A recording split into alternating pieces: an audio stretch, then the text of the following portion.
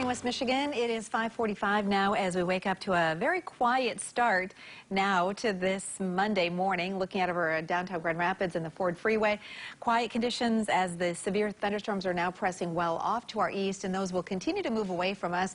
There may be some flight delays this morning because of the active weather going through the Detroit metro area over the next half hour to 45 minutes or so. A lot of this active weather will continue to press off to the east. So this will really be one of those days where we start out with the active weather and then conditions quiet down. As we change over air masses, though, we are looking at a huge shift going on in the atmosphere. Today, we've got that northwesterly wind kicking in behind that strong cold front. And with that northwesterly wind, we're going to keep a lid on temperatures only reaching the low to mid 60s here this afternoon. With that northwesterly wind, we will see at least a mixture of clouds and sunshine today. Tonight's lows will drop into the 40s, and then during the day tomorrow, areas east of 131 could see an isolated shower develop, but for the most part, looking at the dry air taking over for the next couple of days. Temperatures will be much cooler. In fact, almost a fall-feeling air mass will be settling in as we move through the next couple of days before we finally start to warm things up again on Wednesday. Now, Wednesday, we could see a few more rain showers developing as we make the changeover back into some warmer air with high temperatures climbing back into the 70s, and then 80s roll back in as we close out the week. Overall, we're looking at temperatures this morning in the low to mid 60s, and as we head through the afternoon with that northwesterly wind kicking in, you can see temperatures really will be holding steady or even dropping a couple of degrees. So before you head to work, you may want to turn off the AC and open the windows as we've got that refreshing air mass that'll be settling in.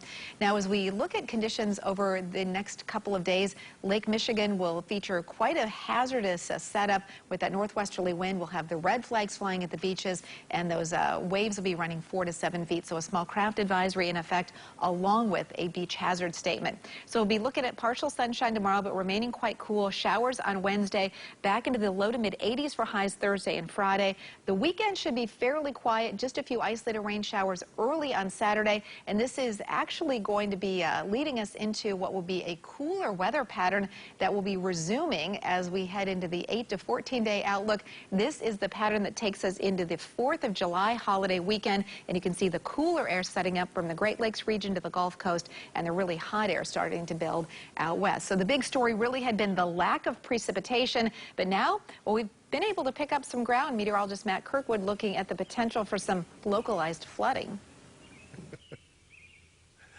And for a lot of folks down here, especially south of I-96 near the I-94 corridor, that is an understatement, Terry.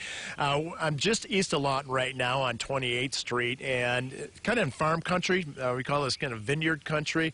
And you could see some of the storm damage with the strong winds last night, but also my photographer, Nick, is going to point to some of the grapes in the vineyard here. And I'll tell you what, the farmers and the growers out here were desperate for rain, and that's pretty much the case throughout West Michigan. Now, going back to last Friday, I counted no less than 6 thunderstorm complexes that rolled through here. Record amount of rainfall in the Kalamazoo area, over 3 inches in the past couple days, and really an area south of Grand Rapids, right around here, anywhere between 1 to as much as 5 inches worth of rain. So very impressive rainfall amounts. You can see some of that. This is the 2-day rainfall total, and many locations that you see with 2 to 3 inches worth of rain, that's more rain in just this weekend than what they received in all of April and all of May combined. Just incredible. Now, I also wanted to show you, since Terry mentioned we changed the weather pattern, really started last weekend, and now we're certainly entering a wetter weather pattern. Now, throughout the rest of the week, this is the European model, and it looks like we could receive another 2 to as much as 4 inches worth of rain. A lot of that coming in, it looks like, towards the tail end of this upcoming week. So, again, for those of you who need the rain, we are going to get it, and you certainly have had it. Now, Tom Hillen, the roads, at least the US 131, is kind of drying out on the way down. I think secondary roads, you really kind of have to look out for this, especially areas in the rural areas off of I-94. What do you have out there?